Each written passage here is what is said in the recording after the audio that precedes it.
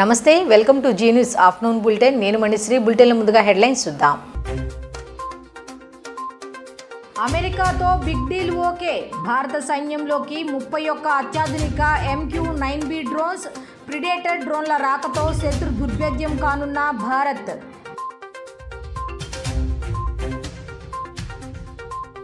జార్ఖండ్ రాష్ట్ర ముఖ్యమంత్రిగా చంపై సోరెన్ ప్రమాణ స్వీకారం కాంగ్రెస్ జేఎంఎం ఆర్జేడీ ఎమ్మెల్యేల 10 రోజుల్లో బల నిరూపణ చేసుకోవాలని గవర్నర్ ఆదేశం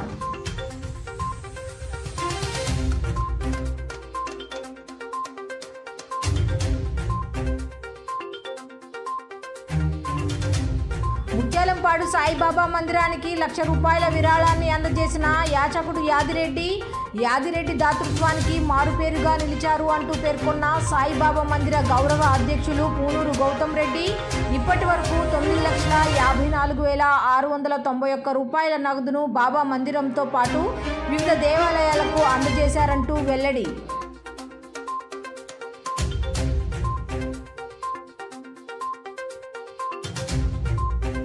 సజ్జలకే 140 కోట్లు ప్రభుత్వ సలహాదారులకు 680 కోట్ల వ్యయం 89 మందికి అంత ప్రజాధనం వెచ్చించడం అవసరమా అంటూ జనసేన పిఎస్సి చైర్మన్ నాదెండ్ల మనోహర్ ధ్వజం భారత్కు అగ్రరాజ్యం అమెరికా శుభవార్త అందించింది. భారత్కు 31 MQ-9B సాయుధ డ్రోన్లను విక్రయించేందుకు బైడెన్ ప్రభుత్వం ఆమోదం తెలిపింది. ఈ మేరకు అమెరికా కాంగ్రెస్కు నోటిఫై చేస్తూ అవసరమైన ధృవీకరణను అందజేసినట్లు రక్షణ భద్రతా సహకార సంస్థ పేర్కొంది. వివరాల ప్రకారం అమెరికా భారత్ మధ్య ప్రిడేటర్ డ్రోన్లపై ఒప్పందం చివరి దశకు చేరుకుంది. దాదాపు $4 బిలియన్ల విలువైన ఒప్పందంతో భారత్కు MQ-9B సాయుధ డ్రోన్ల అమ్మకానికి అమెరికా ఆమోదం తెలిపింది. ఈ ప్రతిపాదిత విక్రయం అమెరికా భారత్ వ్యూహాత్మక సంబంధాన్ని బలోపేతం చేయడానికి రాజకీయ స్థిరత్వం శాంతికి ముఖ్యమైన శక్తిగా కొనసాగనుంది. The possible drone deal between the US and India. Can you sketch out the timeline, or the next steps and how important this deal would be?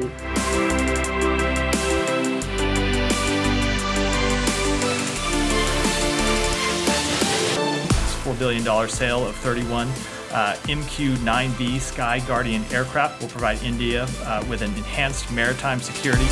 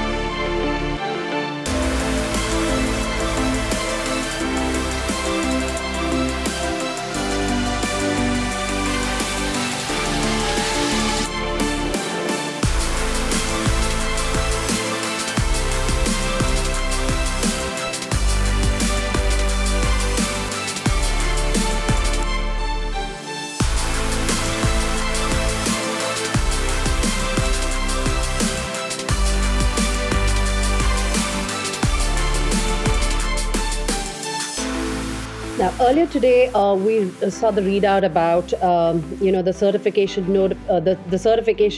notifying Congress of the possible drone deal between the US and India. Can you sketch out the timeline, or the next steps and how important this deal would be? I cannot give you a timeline. This was the initial step today, notifying Congress.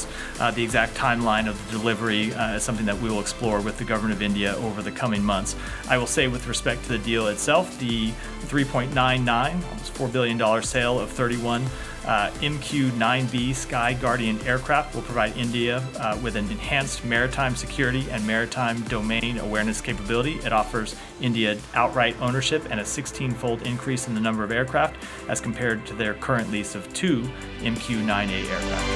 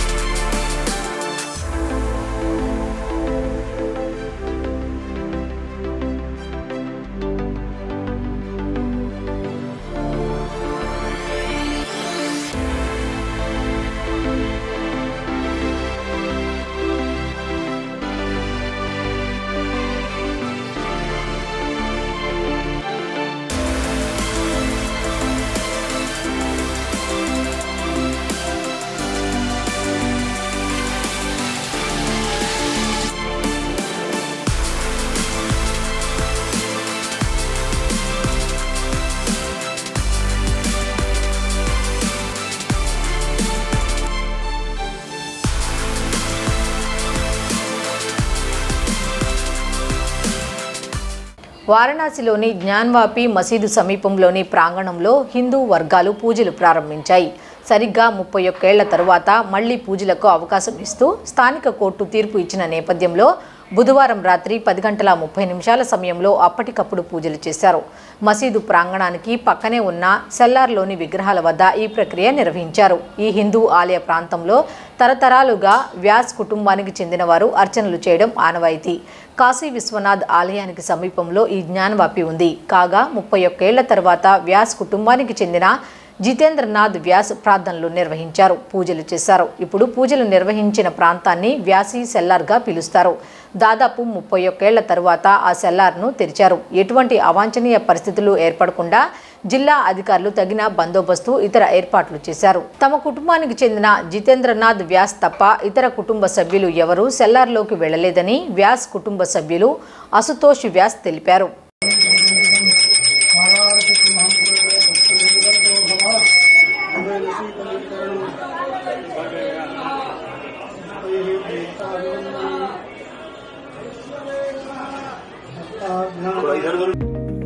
आज वो पूरा हो गया है और जिला प्रशासन वहाँ जल्द से जल्द पूजा पाठ शुरू करेगा। 7 दिन के बाद सभी भक्त वहाँ जा पाएंगे कि सिर्फ कुछ लोग? 7 दिन के अंदर जिला प्रशासन को दिया है। अब जैसे जिला प्रशासन वहाँ पे अरेंजमेंट करेगा वहाँ तुरंत पूजा पाठ शुरू हो जाएगा। जो भी काशी विश्वनाथ मंदिर जाएगा वो तहखाने में पूजा करने जरूर जाएगा। जी बिल्कुल बिल्कुल जाएगा। तो आप समझ सकते हैं कि काशी विश्वनाथ मंदिर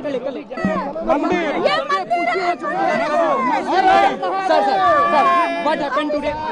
विष्णु जी ये बताइए कि आप पूजा पाठ जो शुरू होगी तो ट्रस्ट को आदेश होगा किस तरीके से पूजा पाठ करेंगे? देखिए काशी विश्वनाथ ट्रस्ट को भगवान की कैसे पूजा पाठ हो इसके लिए कोई आदेश की जरूरत नहीं होती है, उनको पता हो कौन कौन से भगवान पूजा पाठ हो, क्या विधि हो। देखिए वहाँ पे वही मैं बता रहा हूँ, उसकी निटी-गिटीज में वो काशी विश्वनाथ ट्रस्ट डिसाइड करेगा। हमारा जो लीगल काम था वो लीगल काम हमने पूरा किया है। अब काशी विश्वनाथ ट्रस्ट के ऊपर है कि उसकी पूजा पाठ स्टार्ट। तो 7 दिन के अंदर ये पूजा शुरू हो जाएगी? 7 दिन के अंदर पूजा पाठ। ये कोर्ट ने तय कर दिया कि 7 दिन के अंदर? जी कोर्ट ने अपने आदेश में लिखा। तो जो कोर्ट का आदेश है मैं आपको वही बता रहा हूँ। सभी को जाने की अनुमति होगी? जी सारे लोगों को, भक्तों को, पुजारी को, सारे लोगों को जाने की अनुमति। तो जो भी काशी विश्वनाथ मंदिर में दर्शन करने जाते हैं वो सारे लोग अब जा सकते हैं वहाँ? जी बिल्कुल बिल्कुल बिल्कुल जा सकते हैं। तो एक बड़ी बात होगी, एक बड़ी बात है कि जहाँ पर मैं ये कहना चाहता हूँ जो जस्टिस KM पांडे ने राम मंदिर में 1 फरवरी 1986 को ताला खोलने का आदेश दिया था, मैं आज के इस ऑर्डर को उसी की तुलना में देखता हूँ। ये इस केस का टर्निंग पॉइंट है, बहुत ऐतिहासिक ऑर्डर है। और जो एक सरकार ने अपनी पावर का दुरुपयोग करते हुए हिंदू समाज की पूजा पाठ रोकी थी, आज कोर्ट ने उसको अपनी कलम से रेक्टिफाई किया है और वहाँ पे पूजा पाठ के आदेश दिए। रोकने का कोई लिखित आदेश नहीं था उस समय? रोकने का कोई लिखित आदेश नहीं था। आज भी कोई रिटर्न ऑर्डर किसी भी गवर्नमेंट के पास नहीं है कि वहाँ पे पूजा पाठ कैसे रोकी गई। तो अब माना जाए कि स्वामित्व के अधिकार के ये पहला चरण है? ये बिल्कुल पहला चरण है और बहुत जल्दी लीगल केस हम पूरा करेंगे और केस जीतेंगे। तो इसके बाद अगला लक्ष्य वजू खाने का सर्वे है? वजू खाने का सर्वे जिसके लिए सुप्रीम कोर्ट में सुनवाई होगी। कोर्ट में देखिए जो 1993 से जो व्यास जी के तहखाने में व्यास जी को कब्जे से मुक्त करके धार्मिक क्रियाओं पर रोक लगा दिया था तत्कालिक सरकार ने, उसको कोर्ट ने मांग थी कि उसको जो है तहखाने में पुनः पूजा पाठ करवाया जाए। उनके जो वंशज जो हैं शैलेंद्र कुमार व्यास की तरफ से हम लोगों ने दाखिल किया था, जिस पे कोर्ट ने सुनवाई के बाद रिसीवर 17 दिसंबर को रिसीवर नियुक्त कर दिया था जिलाधिकारी को, और आज जो है पूजा पाठ का अधिकार जो है आज दे दिया गया कि वहाँ जितने भी हिंदू धार्मिक क्रियाकलाप हैं, पूजा पाठ है, उसको पुनः बहाल किया जाए। और 1 सप्ताह के अंदर जिलाधिकारी जो रिसीवर हैं उनको कंप्लाइन करने का माननीय कोर्ट ने आदेश कर दिया है। बिल्कुल होगा कि उनको मेल कर दिया गया, लेकिन अब वो बात होगी उनसे कि आगे की कार्रवाई जल्द से जल्द, बिल्कुल जिला प्रशासन जल्द से जल्द इस पे कार्रवाई करे, इसको कंप्लाइन करे, ऐसी मांग हम लोगों की है। జార్ఖండ్ రాష్ట్ర ముఖ్యమంత్రిగా చంపై సోరెన్ ప్రమాణ స్వీకారం చేశారు. కాంగ్రెస్, JMM, RJD ఎమ్మెల్యేలు ఆయనకు మద్దతు తెలిపారు. 10 రోజుల్లో బల నిరూపణ చేసుకోవాలని గవర్నర్ ఆదేశించారు. బల నిరూపణ వరకు ఉండేందుకు JMM సంకీర్ణ ఎమ్మెల్యేలు హైదరాబాద్ చేరుకోనున్నారు. బేగంపేట ఎయిర్పోర్టుకు ప్రత్యేక విమానంలో జార్ఖండ్ ఎమ్మెల్యేలు మరికాసేపట్లో రానున్నారు. మాజీ సీఎం హేమంత్ సోరెన్ను ఈడీ అధికారుల అరెస్టు చేసిన విషయం తెలిసిందే. ईश्वर की शपथ लेता हूं कि मैं विधि द्वारा स्थापित भारत के संविधान के प्रति सच्ची श्रद्धा और निष्ठा रखूंगा। मैं भारत की प्रभुत्व एवं अखंडता अक्षुण्ण रखूंगा। मैं भारत झारखंड राज्य के मुख्यमंत्री के रूप में मैंने कर्तव्य एवं श्रद्धापूर्वक और शुद्ध अंतकरण से निर्वहन करूंगा तथा मैं या पक्षपात अनुराग या देश के बिना सभी प्रकार के लोगों के प्रति संविधान और विधि के अनुसार न्याय करूंगा।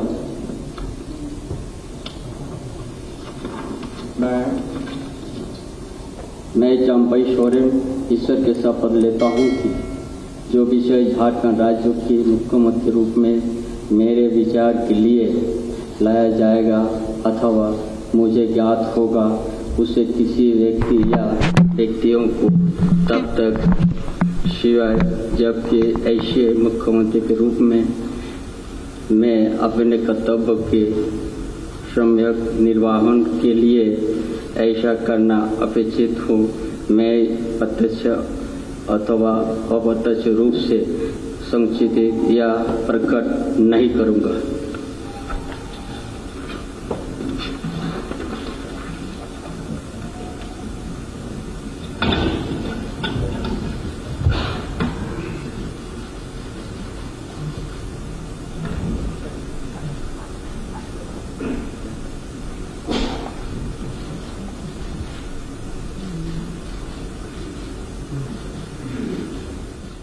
తెలుగుదేశం పార్టీ జాతీయ ప్రధాన కార్యదర్శి నారా లోకేష్ కుటుంబ సమేతంగా నిన్న శ్రీశైలం మల్లన్న స్వామిని దర్శించుకున్నారు.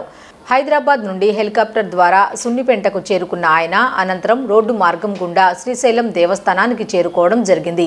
తదనంతరం శ్రీశైలం మల్లన్నను బ్రహ్మరాంబ అమ్మవారిని దర్శించుకుని కుటుంబ సభ్యులతో కలిసి లోకేష్ ప్రత్యేక పూజలు నిర్వహించారు. లోకేష్ రాక నేపథ్యంలో భారీగా తెలుగుదేశం పార్టీ నేతలు శ్రీశైలం చేరుకుని ఆయనకి ఘన స్వాగతం పలికారు. వైఎస్ఆర్సీపీ ప్రభుత్వం ఇబ్బడి ముబ్బడిగా సలహాదారులను నియమించడంతో రాష్ట్ర ఖజానాకు తీవ్ర నష్టం జరుగుతోందని నాదెండ్ల మనోహర్ ఆందోళన వ్యక్తం చేశారు. సీఎం జగన్ నియమించిన సలహాదారులు, ఉప సలహాదారులు రాష్ట్ర అభివృద్ధి కోసం ఏ విధమైన సలహాలు ఇచ్చారో ప్రజల ముందు ఉంచాలని ఆయన డిమాండ్ చేశారు. వైఎస్ఆర్సీపీ ప్రభుత్వం ఇబ్బడి ముబ్బడిగా సలహాదారులను నియమించడంతో రాష్ట్ర ఖజానాకు తీవ్ర నష్టం జరుగుతోందని జనసేన పీఏసీ చైర్మన్ నాదెండ్ల మనోహర్ ఆందోళన వ్యక్తం చేశారు. పార్లమెంటులో కేంద్ర ఆర్థిక శాఖ మంత్రి నిర్మలా సీతారామన్ ప్రవేశపెట్టిన ఓట్ ఆన్ బడ్జెట్ జనరంజకంగా ఉందని నాదెండ్ల మనోహర్ అన్నారు. కేంద్రం ప్రవేశపెట్టిన మధ్యంతర బడ్జెట్ను స్వాగతిస్తున్నట్లు తెలిపారు. వైఎస్ఆర్సీపీ ప్రభుత్వం ఇబ్బడి ముబ్బడిగా సలహాదారులను నియమించుకుని సుమారు 680 కోట్ల రూపాయల ప్రజాధనాన్ని దుర్వినియోగం చేసిందని, అందులో సజ్జల రామకృష్ణారెడ్డికే 140 కోట్ల రూపాయలు ఖర్చు చేశారని మనోహర్ చెప్పారు. వైఎస్ఆర్సీపీ అధికారంలోకి వచ్చిన తర్వాత దాదాపు 89 మందిని సలహాదారులుగా నియమించుకుందని అన్నారు. వారంతా ఎలాంటి సలహాలు ఇచ్చారో ప్రజల ముందు ఉంచాలని డిమాండ్ చేశారు. వీరిలో కొంతమంది సలహాదారులు ముఖ్యమంత్రి జగన్ను కలిసే అవకాశం లేకపోవడంతో రాజీనామాలు సమర్పించారని చెప్పారు. వీరికి అనవసరంగా నిధులు కేటాయిస్తూ డబ్బులను వృధా చేస్తున్నారని ఆరోపించారు. గతంలో హైకోర్టు సలహాదారుల విషయంలో తీవ్రమైన వ్యాఖ్యలు చేసిందని తెలిపారు. సలహాదారుల నిర్ణయం ద్వారానే ఏపీ ప్రభుత్వం నిర్ణయాలు తీసుకుంటున్నట్లు అప్పట్లో ప్రకటించారని వెల్లడించారు. సలహాదారులు ఇచ్చిన సలహాలు ఎక్కడైనా ఉపయోగపడ్డాయా చెప్పాలని డిమాండ్ చేశారు. అంతమంది సలహాదారులు ఉన్నప్పటికీ సీఎం జగన్కు సలహాలు ఇచ్చే వ్యక్తులు 2 మాత్రమే అని తెలియజేశారు. అదేవిధంగా పేదలకు రేషన్ కార్డు అంటే అంత్యోదయ కార్డ్స్ ఏవైతే కేంద్ర ప్రభుత్వం కోవిడ్ అప్పటి నుంచి ప్రవేశపెట్టిందో ఆ పథకం అది 5 సంవత్సరాలుగా ఎక్స్టెండ్ చేస్తూ 81 కోట్ల జనాభాకి కుటుంబాలకి ప్రధానమంత్రిగా తీసుకున్న నిర్ణయాన్ని ఉచితంగా రేషన్ సరఫరా చేయడం అనేది నిజంగా చాలా గొప్ప విషయం.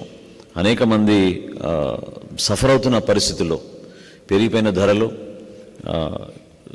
చాలని జీతాలు, ఈ అంశాల్లో పాపం వాళ్ళు సతమతం అవుతున్నప్పుడు ఈ విధంగా వాళ్ళకి ఆధారం లేని పరిస్థితుల్లో కూడా వాళ్ళకి ఉపయోగపడే విధంగా ఈ కార్యక్రమం గురించి ఆలోచించి మరొక 5 సంవత్సరాలు అంటే 2029 వరకు ఎక్స్టెండ్ చేసి దాన్ని బడ్జెట్లో పెట్టినందుకు మనస్ఫూర్తిగా అభినందిస్తున్నాం. అదేవిధంగా మహిళలకి ఈ రోజున మహిళా రిజర్వేషన్ బిల్ తీసుకొచ్చామని చట్టం కూడా ఒక ప్రయత్నం పార్లమెంట్లో చేశారు. రాబోయే రోజుల్లో దానికి సాధికారత వస్తుందని నమ్మకం. అందులో భాగంగా పొదుపు సంఘాల్లో ఉన్న మహిళలకి ప్రతి మహిళని లక్షాధికారి చేయాలనే ఒక లక్ష్యం గతంలో ఆంధ్రప్రదేశ్లో మనం ఉమ్మడి రాష్ట్రంలో ఉన్నప్పుడు కూడా ఒక ప్రయత్నం చేశాం. ఈ రోజున కనీసం వాళ్ళకి ఆ విధంగా సొంతంగా వారు నిలబడగలిగే పరిస్థితి ప్రతి మహిళను తీసుకురావాలనే ఒక ప్రయత్నం కేంద్ర ప్రభుత్వం చేస్తుందో దానికి ఖచ్చితంగా మన రాష్ట్ర ప్రజలు కూడా ఉపయోగపడుతుందనే నమ్మకం ఈ బడ్జెట్ ద్వారా మాకు అర్థమైంది. టూరిజం సెక్టర్ 974 కిలోమీటర్ల కోస్తా తీరం ఉంది మనకి. చాలా అద్భుతంగా మనం మన ప్రాంతాన్ని, ఆంధ్రప్రదేశ్ని మనకున్న వనరుల్ని పర్యాటక రంగానికి బాగా అభివృద్ధి చేయగలుగుతాం. పూర్తిగా సర్వనాశనం చేసింది ఈ ప్రభుత్వం పర్యాటక రంగాన్ని. ఏదైతే ఈరోజు కేంద్ర ప్రభుత్వం ఒక అద్భుతమైన ప్రణాళిక తీసుకొచ్చి రాష్ట్ర ప్రభుత్వాలకి నిధులు కేటాయించి టూరిజం సెక్టర్ని డెవలప్ చేస్తామని అండగా నిలబడ్డారో దాన్ని మనం మనస్ఫూర్తిగా స్వాగతించాలి. ఏపీలో కమలం పార్టీ ఎన్నికల శంఖారావం పూరించింది. రాష్ట్రంలోని 25 పార్లమెంట్ నియోజకవర్గాల కేంద్రాల్లో బీజేపీ కార్యాలయాలను ప్రారంభించింది. అధ్యక్షురాలు దగ్గుబాటి పురంధేశ్వరి స్వయంగా భీమవరంలో ప్రత్యేక పూజలు చేసి నరసాపురం పార్లమెంటు పార్టీ కార్యాలయాన్ని ప్రారంభించారు. మిగతా ప్రాంతాల్లో పార్టీ నేతలు, శ్రేణులు పాల్గొనగా అధ్యక్షురాలు వర్చువల్గా వీక్షించారు. కార్యాలయ ప్రారంభోత్సవం అనంతరం పురంధరేశ్వరి శంఖం పూరించి ఎన్నికల నగారం మోగించామని ప్రకటించారు. ప్రశ్నించిన వారిపై అట్రాసిటీ కేసులు పెట్టి జైలుకు పంపే అధికార వైసీపీకి రాష్ట్రంలో సామాజిక సాధికార యాత్ర చేసే నైతిక హక్కు లేదు. విద్వేషపూరిత పాలన సాగిస్తున్న వైసీపీని సాగనంపాల్సిన బాధ్యత ప్రజలందరిపై ఉంది అని బీజేపీ రాష్ట్ర అధ్యక్షురాలు దగ్గుబాటి పురంధరేశ్వరి పిలుపునిచ్చారు. వైసీపీ అధికారంలోకి రాగానే ప్రజావేదికను కూల్చడంతో విధ్వంసకర ప్రజాకంటక పాలనను తెచ్చింది. ఇప్పుడది విద్వేషపూరిత పాలనగా మారింది. రాజధాని నిర్మాణానికి డిపిఆర్ ఇవ్వకముందే కేంద్రం 2,500 కోట్ల రూపాయలు ఇచ్చింది. ప్రస్తుతం తలలేని మొండెంలో రాజధాని లేని రాష్ట్రంగా ఏపీ మిగిలిపోయింది. రాష్ట్రానికి ప్రత్యేక హోదా ఇవ్వలేమని గత టీడీపీ ప్రభుత్వానికి చెప్పిన తర్వాతే కేంద్ర ప్రభుత్వం ప్యాకేజ్ ఇచ్చింది. ఇప్పుడు కాంగ్రెస్ నేత షర్మిల ప్రత్యేక హోదా కోసం పోరాడాలని అంటున్నారు. ఈ విషయంలో టీడీపీ, వైసీపీ కూడా బీజేపీపై నిందలు వేయడం సరికాదు. కేంద్ర ప్రభుత్వ పథకాలను బీజేపీ కార్యకర్తలందరూ ఈ నెల 9 నుంచి ప్రారంభమయ్యే పల్లెకు పోదాంలో ప్రజలందరికీ వివరించాలి అని పురంధరేశ్వరి అన్నారు. పార్టీని రాష్ట్రంలో బలోపేతం చేసి వచ్చే ఎన్నికల్లో పార్టీ విజయం కోసం శ్రమించాలని పిలుపునిచ్చారు. ఒకేసారి మనం భారతీయ జనతా పార్టీ పార్లమెంట్ ఎన్నికల ప్రాసెస్ మనం ప్రారంభం చేసుకుంటాం అన్నది నిజంగా ఇదొక అద్భుతమైనటువంటి ఘట్టం.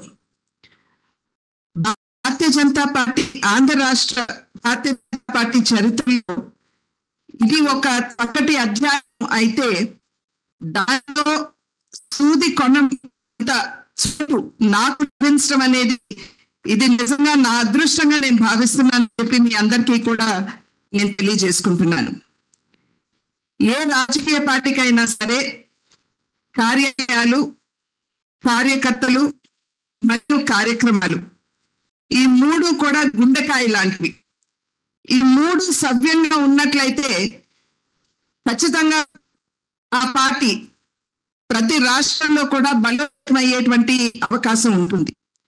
ఆ సందర్భంలో ఇవాళ ఒక చక్కటి కార్యాలయాన్ని ఇక్కడ మనం నర్సాపురంలో ప్రారంభం చేసుకోవడం అన్నది, అదేవిధంగా సోదరులు శ్రీనివాస్ వర్మ గారు దానికి ముందుకు వచ్చి తమ వంతు సహకారాన్ని అందించడం ఒకెత్తైతే, వర్మ గారు, తాతాజీ గారు ఎప్పుడు కూడా నన్ను ఒకసారిగా భావిస్తున్నటువంటి సందర్భంలో రాష్ట్ర అధ్యక్షుడిగా కన్నా వారి ఆడపడుచుగా నేను ఈ కార్యాలయాన్ని ప్రారంభోత్సవం చేయడం అనేది ఇది నిజంగా నాకు చాలా ఆనందాన్ని కలిగించేటువంటి విషయం అని చెప్పి మీ అందరికీ కూడా నేను తెలియజేసుకుంటున్నాను. ముత్యాలంపాడు షిరిడి సాయిబాబా పరమభక్తుడు, యాచకుడు యాదిరెడ్డి తన దాతృత్వాన్ని మరోసారి చాటారు. వయసు రీత్యా అనారోగ్య సమస్యలు పీడిస్తున్న యాచక వృత్తిలో భక్తజనం ఇచ్చిన సొమ్మును బాబా వారికి విరాళ రూపంలో అందజేసి భక్తి తత్పరత చాటుకున్నారు. సాయిబాబా మందిర గౌరవ అధ్యక్షులు పూనూరు గౌతమ్ రెడ్డికి ₹1,00,000 నగదును విరాళంగా అందజేసి దానగుణాన్ని చాటుకున్నారు. ఈ విజయవాడ నగరంలో వెలిసినటువంటి బాబా మందిరం ఆంధ్ర షిరిడీగా పేరుగాంచి భక్తుల యొక్క మన్ననలను చూరగొని దినదినాభివృద్ధి చెందుతూ ముందుకు సాగిపోవడం అనేటువంటి జరుగుతుంది. దానిలో భాగంగానే నేషనల్, ఇంటర్నేషనల్ అవార్డ్స్ని కూడా ఈ గుడి సొంతం చేసుకోవడం అనేటువంటి జరిగింది. ఈ గుడిలో జరిగేటువంటి కైంకర్యాలు, ముఖ్యంగా బాబా గారికి అందించేటువంటి సేవలు యావత్తు కూడా షిరిడీ మాదిరిగానే ఇక్కడ కూడా తీసుకోవడం జరుగుతోంది. దీనివలన భక్తజనం యావత్తు కూడా ఈ గుడిని ఆదరించడం, ఇక్కడ మొక్కుకునేటువంటి వారందరికీ కూడా మొక్కులు తీరుతాయి అనేటువంటిది, మ్యారేజెస్ కానీ పిల్లలు కానీ విషయంలో మాకు వచ్చి చెప్పేటువంటి వాళ్ళు మరలా ఈ గుడికి రావటం అనేటువంటి కూడా జరుగుతూ ఉంది. దానిలో భాగంగానే మా గుడి ముందు యాచక వృత్తి చేస్తున్నటువంటి యాదిరెడ్డి అనేటువంటి వీరు ఈ గుడి యొక్క విధానాన్ని చూసి ఆయనకి తోచినటువంటి సహాయం చేయాలని దాతృత్వానికి మరో పేరుగా నిలిచినటువంటి యాదిరెడ్డి ఈ రోజు వరకు ఈ గుడికి 9,54,691 రూపాయి అందజేయటం అనేది జరిగింది. దీనికి కారణం వాళ్ళు చెప్తే ఆశ్చర్యం, గోశాల నిర్మాణం చేస్తే దానికి అయ్యే ఖర్చు అంతా నేనే ఇస్తానని 3 లక్షల రూపాయలు ఇవ్వటం జరిగింది. తండులాభిషేకం బియ్యంతో అభిషేకం బాబా గారికి చేస్తుంటే 1,00,000 రూపాయలు ఇవ్వటం అనేటువంటి జరిగింది. అదేవిధంగా 1 కోటి రుద్రాక్షలు అభిషేకం మేము చేస్తే ఈ యాచక వృత్తి చేసేటువంటి ఆయన 2 లక్షల రూపాయలు మనకు అందజేయటం అనేటువంటి జరిగింది. మందిరానికి అభివృద్ధి చేసుకోండి మరొక 1,00,000 రూపాయలు ఇవ్వటం అనేటువంటి జరిగింది. అదేవిధంగా దత్తాత్రేయుడు ఎవరైతే ఉన్నారో మన స్వామి, ఆ స్వామికి కావాల్సినటువంటి వెండి కవచాలు యావత్తు కూడా యాదిరెడ్డి చేయటం అనేటువంటి జరిగింది. దీనికి గాను నిత్యాన్నదానం మనం చేస్తూ ఉంటే 50,111 రూపాయలు దానికి ఇవ్వటం అనేటువంటి జరిగింది. ఇది కాకుండా వారు చేసేటువంటిది దీనికి సంబంధించి ముఖ్యంగా ఇతర దేవాలయాలకి, ఆ అమ్మవారి దేవాలయానికి 1,00,000 రూపాయలు ఇవ్వటం అనేటువంటి జరిగింది. ప్రక్కనే ఉండేటువంటి రామాలయం ఉంటే ఆ స్వామివార్లందరికీ కూడా వెండి కిరీటాలు తయారు చేయటం జరిగింది. ఈ గ్రామానికి గ్రామ పెద్దగా, గ్రామ దేవతగా పేరుగాంచినటువంటి ఈశ్వరమ్మ తల్లికి వెండితో అన్ని ఆభరణాలు తయారు చేయించి ఇచ్చినటువంటి ఘనుడు, దాతృడు మన యాదిరెడ్డి గారు. వారికి మేము చిరు సత్కారం చేయటం జరుగుతుంది. ఆరోగ్యం బాగోపోయినందువలన మరలా ఇంకొక 1,00,000 రూపాయలన్నీ ఇస్తున్నానని చెప్పి ఇవాళ మరొక 1,00,000 రూపాయలు ఇవ్వటం జరిగింది. అంటే దీని అర్థం ఆయనకి బాబా మీద ఉండేటువంటి భక్తి శ్రద్ధలు అనేటువంటిది తెలుస్తుంది. అందుకే మా మందిరం సంబంధించినటువంటి అందరం సభ్యులందరూ కూడా ఆయనకి చిరు సత్కారం చేయాలని ఈరోజు మీ అందరినీ కూడా పిలవటం జరిగింది. ఈ బాబా గారికి నేను మొదటి నుంచి కూడా ఏ రకంగా ఇది చేస్తున్నానో దానికి ఇచ్చుకుని ఒక్కపారి ఫస్ట్లో రెడ్డి గారు పరిచయం అయ్యారు. పాపం ఆయన చూసి ఆశ్చర్యపోయి ఇలా చేస్తున్నానని అందరికీ తెలియజేసినట్టు ఇప్పటికి కూడా నా గురించి మొత్తం అమెరికా కూడా అక్కడి కానీ ఇక్కడ అన్ని దేశాల నుంచి కూడా నాకు ఫోన్లు వస్తున్నాయి. నా మంచి చెడు కూడా అడుగుతున్నారు. ఇప్పటికీ ఎలాగా నా ఆరోగ్యం బాగలేకపోయినా సరే బాబాగారికి పూజ చేపిస్తామని 1,00,000 రూపాయలు ఇచ్చా. ఈ అన్నిటి కారణం ప్రచారానికి మాకు గౌతురెడ్డి గారు, ఈ గుడి ప్రెసిడెంట్ గారు చాలా సహకారం ఇచ్చారు.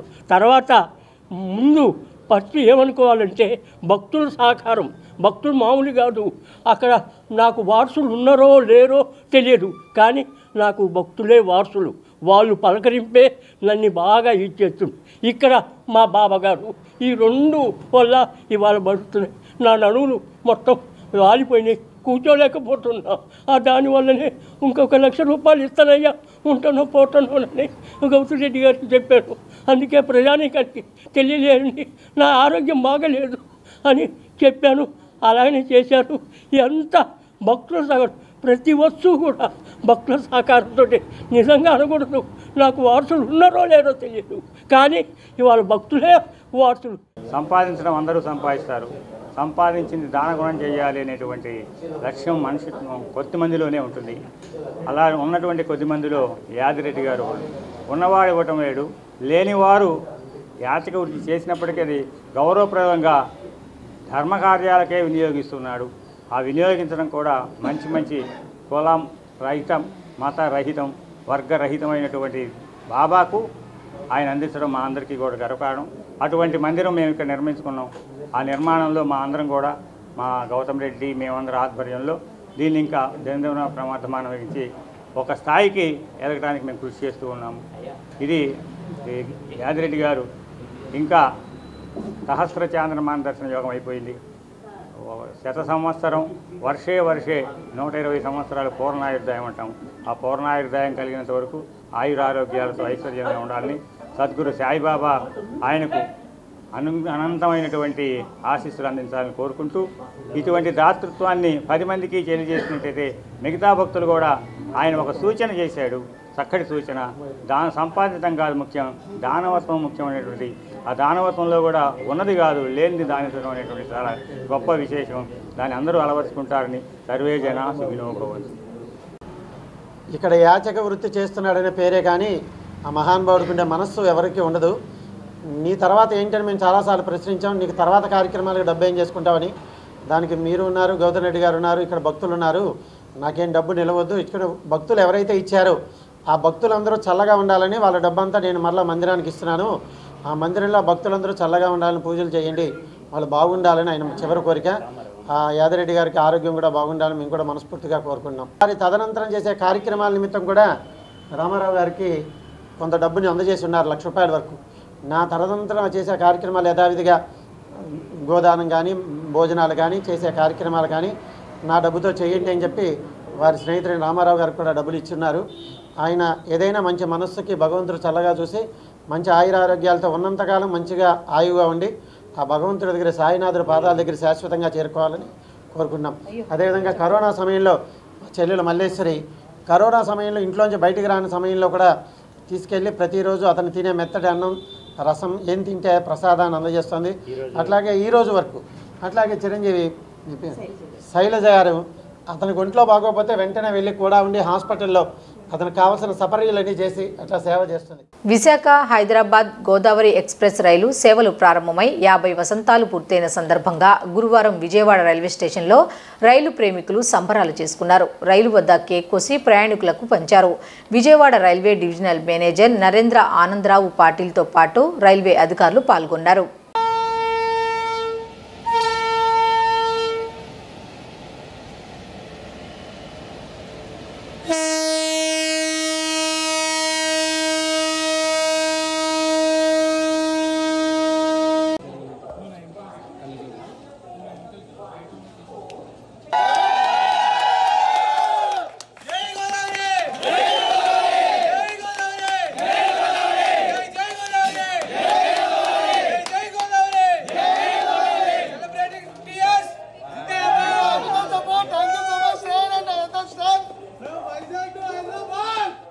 రాష్ట్రంలో 175 స్థానాల్లో పోటీ చేసే సత్తా వైఎస్ఆర్సీపీకి తప్ప మిగిలిన ఏ పార్టీకి లేదని AP state minorities finance corporation chairman YSR Congress party పశ్చిమ నియోజకవర్గ ఇన్ఛార్జ్ షేక్ ఆసిఫ్ అన్నారు. ఆ సత్తా ఒక వైఎస్ జగన్మోహన్ రెడ్డికి మాత్రమే ఉందని తెలిపారు. రానున్న ఎన్నికల్లో 175కి 175 సీట్లు గెలిచి తీరుతామని పేర్కొన్నారు. అందుకోసం తమ పార్టీ యావత్ క్యాడర్ సిద్ధంగా ఉందని చెప్పారు. రానున్న ఎన్నికలకు సిద్ధమంటూ ఏలూరులో జరిగే బహిరంగ సభను విజయవంతం చేయాలని కోరుతూ పోలీస్ కంట్రోల్ రూమ్ సమీపంలో ఉన్న మహానేత డాక్టర్ వైఎస్ రాజశేఖర రెడ్డి విగ్రహం వద్ద పోస్టర్లను గురువారం షేక్ ఆసిఫ్ ఇతర కార్పొరేటర్లు చైర్మన్లతో కలిసి ఆవిష్కరించారు. తొలుత నాయకులు వైఎస్ విగ్రహానికి నివాళులు అర్పించారు. ఈ సందర్భంగా ఆసిఫ్ మాట్లాడుతూ ఇప్పటి వరకు రాష్ట్రంలో ఏ పార్టీ ఎన్నికలకు అభ్యర్థులను ప్రకటించలేదన్నారు. అందువల్లనే టీడీపీ జనసేనలు కలిసి పోటీ చేస్తున్నాయన్నారు. వైఎస్ఆర్ కాంగ్రెస్ పార్టీ నుంచి బయటకు వచ్చిన వారికి సీట్లు ఇవ్వాలని ఎదురు చూసే దుస్థితికి టీడీపీ దిగజారిందని విమర్శించారు. రానున్న ఎన్నికల్లో 175కు 175 సీట్లు గెలిచి తీరుతామని పేర్కొన్నారు. అందుకోసం తమ పార్టీ యావత్ క్యాడర్ సిద్ధంగా ఉందని చెప్పారు. అందుకోసమే తమ అధినేత జగన్మోహన్ రెడ్డి సిద్ధం అని ప్రకటించారన్నారు. రేపు 3వ తారీఖు జరగబోయే సిద్ధం సభకి మేమందరం సిద్ధంగా ఉన్నాం. జగనన్నతో కలిసి తోడేళ్లతో యుద్ధం చేయడానికి మేమందరం సిద్ధంగా ఉన్నాం. రేపు 3వ తారీఖు జరగబోయే సభకి భారీగా రాష్ట్ర నలుమూలల నుంచి వచ్చే జనాలు ప్రతి ఒక్కళ్ళు కూడా ఒక సభని విజయవంతం చేసే దిశగా మేమందరం ముందుంటాం. జగనన్నతో పోరాటం చేయడానికి తోడేళ్లతో పోరాటం చేయడానికి మేము సిద్ధంగా ఉంటామని చెప్పేసి ఈ మీడియా ద్వారా తెలియపరుచుకుంటూ, ఏదైతే చంద్రబాబు నాయుడు మొన్న ఇంటర్వ్యూలో చెప్పాడు, నేను ఒకవేళ మీరు ఓడిపోతే దానికి మీరు ఏంటి సమాధానం అంటే, నేను అన్నీ రెడీ అయిపోయి ఉన్నాను, నేను కనుక ఈసారి గెలవకపోతే ఓడిపోతే రాజకీయ సన్యాసం తీసుకుంటాడని చెప్పడం జరిగింది. తప్పకుండా ఆయనకి ఆ కోరికని మేము అందరం కలిసి నెరవేరుస్తామని చెప్పేసి ఈ మీడియా ద్వారా తెలియపరుచుకుంటున్నాను. మరి బహిరంగ సభ ఏలూరులో రేపు జరగబోయే 3వ తారీఖు జరగబోయే బహిరంగ సభకి ప్రతి ఒక్కళ్ళు స్వచ్ఛందంగా వచ్చి మా వైఎస్ఆర్ కాంగ్రెస్ పార్టీ మా నాయకులు వైఎస్ జగన్మోహన్ రెడ్డి గారికి మద్దతుగా నిలవాలి. క్యాడర్ మొత్తం రేపు జరగబోయే 3వ తారీఖు నాడు క్యాడర్ మొత్తం ఏలూరులోనే ఉంటుంది. తప్పకుండా ఈ యొక్క సిద్ధం సభని మేమందరం కలిసి విజయవంతం చేస్తామని చెప్పేసి ఈ మీడియా ద్వారా తెలియపరుస్తుంది. రేపు జరగబోయేటటువంటి 3వ తారీఖున జరగబోయేటటువంటి సిద్ధం సభకు మరి మా గౌరవ ముఖ్యమంత్రి వర్యులు వైఎస్ జగన్మోహన్ రెడ్డి గారితో కలిసి మరి మేమంతా సిద్ధమంటూ మరి ఆ కార్యక్రమాన్ని జయప్రదం చేయడానికి పెద్ద ఎత్తున రేపు మరి తరలి వెళ్తా ఉన్నాం. మేమే కాదు, రాష్ట్ర వ్యాప్తంగా ప్రతి ఒక్క వైఎస్ఆర్ అభిమాని, ప్రతి ఒక్క కార్యకర్త కూడా మరి ఈ పెత్తందారీ వ్యవస్థకి చెక్ పెట్టడానికి అన్నా మేము కూడా మీతో ఉన్నాం అని చెప్పడానికి, మద్దతు పలకడానికి ప్రతి ఒక్కళ్ళు కూడా ఎంతో ఉత్సాహంగా ఉన్నారు. మరి మొన్న భీమ్లీ చూస్తే సముద్రం పొంగుతోందా లేదా జనసంద్రమే పొంగుతోందా అన్నట్టుగా అత్యద్భుతంగా విజయవంతమైంది. అక్కడే ప్రభుత్వం యొక్క విజయం ఏంటో ఆ మొదటి సభలోనే తెలిసింది. మరి రాష్ట్ర వ్యాప్తంగా జరగబోయే ఈ సిద్ధం సభలన్నీ కూడా విజయప్రదం ఖచ్చితంగా అయి తీరుతాయి. ఎందుకంటే ప్రతిపక్షాలన్నీ ఒక్కటై తోడేళ్లుగా మారి జగనన్న మీదకి ఉసిగొల్పడానికి మరి ముందుకు రావడానికి ఇదవుతా ఉన్నాయి. మరి మా జగనన్న సిద్ధమంటూ ముందుకొస్తే గుమ్మడికాయలు దొంగవడయ్యా అంటే భుజాలు తడుముకున్నట్టుగా మరి జనసేన పార్టీ చూస్తేనేమో మేము సిద్ధమని, మరి తెలుగుదేశం పార్టీ చూస్తేనేమో సంసిద్ధమని పోస్టర్లు వేసుకుంటా ఉన్నాయి. నిజంగా ఏదైనా జగనన్నే మొదలు పెట్టాలి.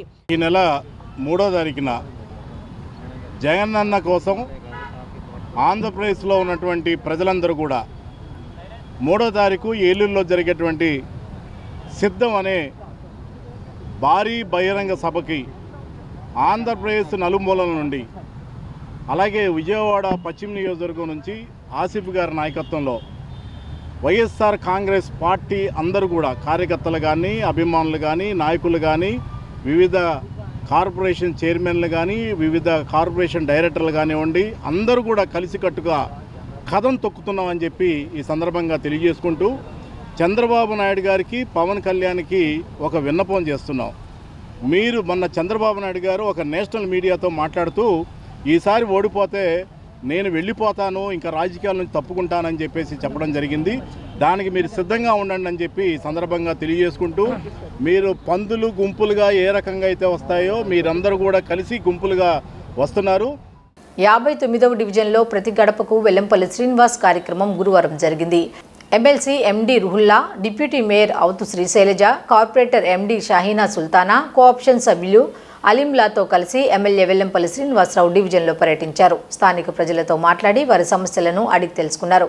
ప్రభుత్వ సంక్షేమ పథకాలు, అభివృద్ధి పనులను ప్రజలకు వివరించారు. పలు దేవస్థానాలు, దర్గాలు, చర్చిలకు వెళ్లి ఆయా సంఘాలు, కమిటీల పెద్దలతో మాట్లాడారు.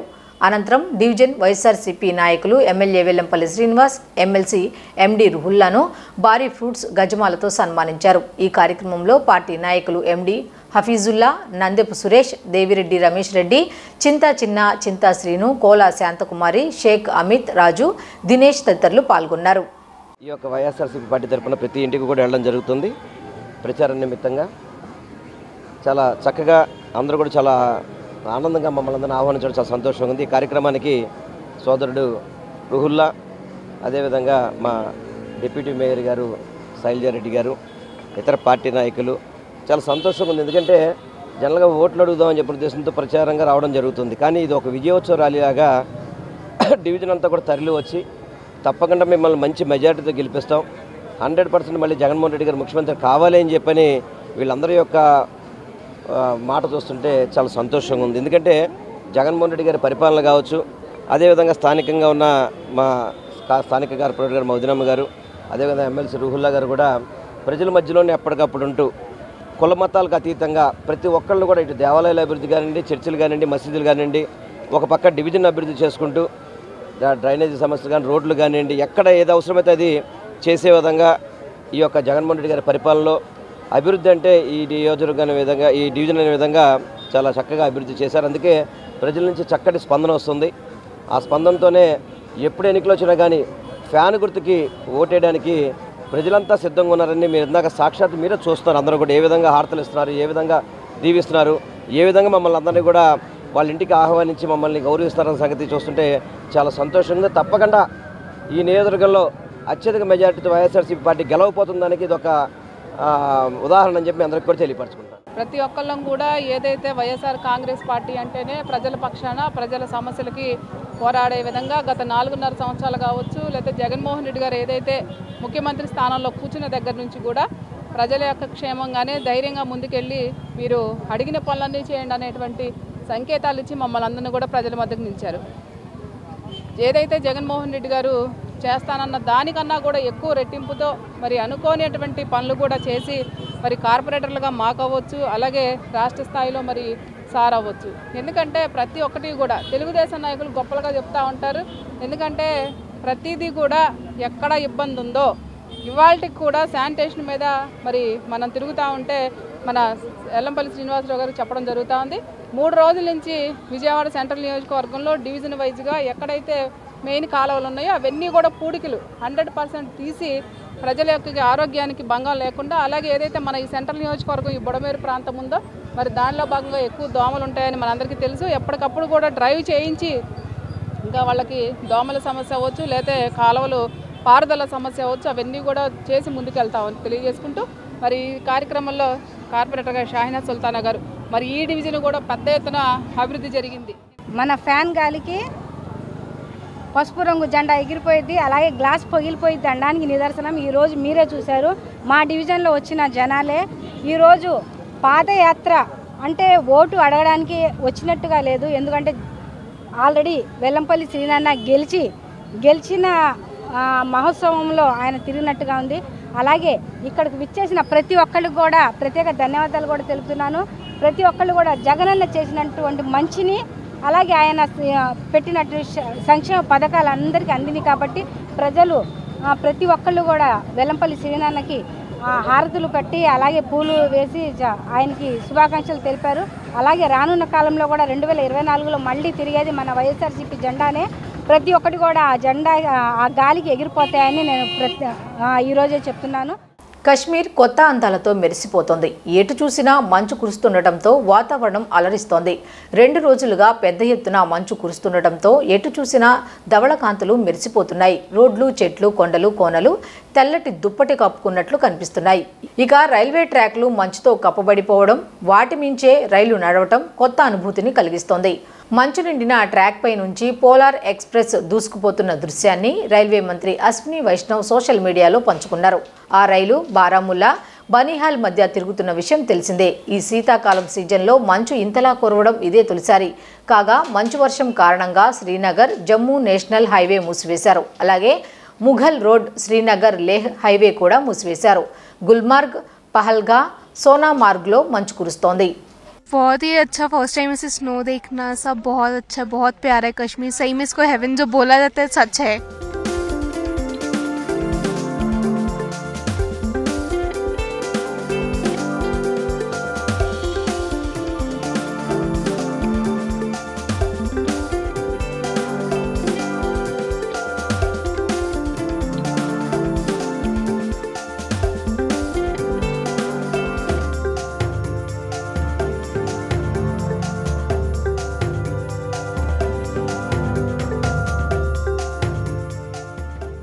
पहले हमने भी सोचा था कि हमें स्नोफॉल नहीं देखने को मिलेगी, बट बाद में हम आए यहाँ पे और इतनी अच्छी स्नोफॉल हमें देखने को मिली. बहुत अमेजिंग एक्सपीरियंस है हमारा.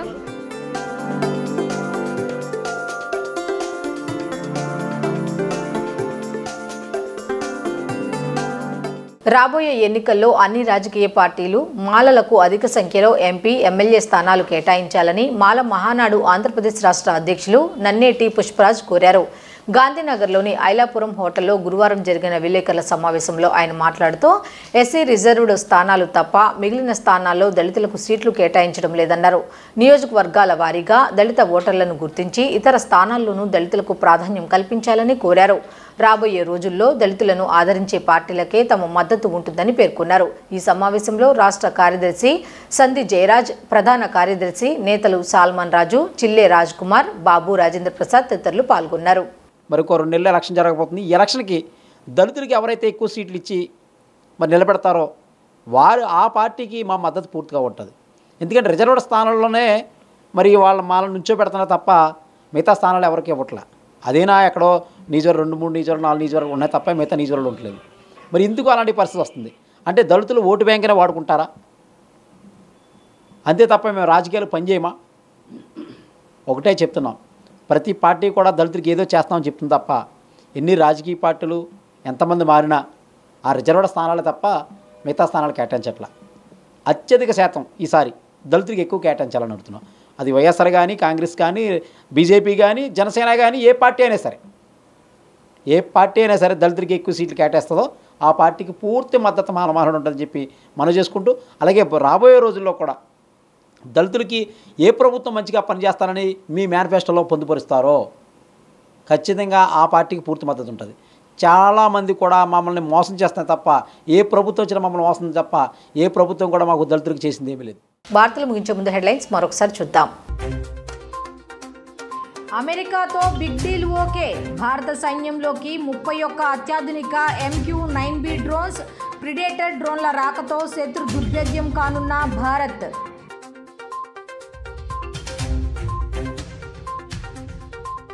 జార్ఖండ్ రాష్ట్ర ముఖ్యమంత్రిగా చంపై సోరెన్ ప్రమాణ స్వీకారం. కాంగ్రెస్, JMM, RJD ఎమ్మెల్యేల 10 రోజుల్లో బల నిరూపణ చేసుకోవాలని గవర్నర్ ఆదేశం.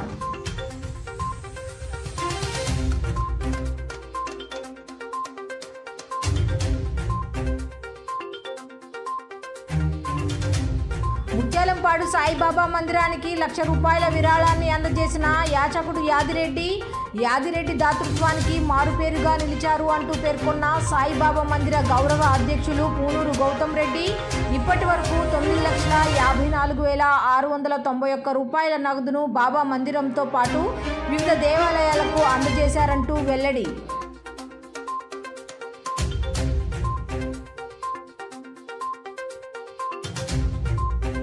సజ్జలకే 140 కోట్లు, ప్రభుత్వ సలహాదారులకు 680 కోట్ల వ్యయం, 89 మందికి అంత ప్రజాధనం వెచ్చించడం అవసరమా అంటూ జనసేన PSC చైర్మన్ నాదెండ్ల మనోహర్ ధ్వజం.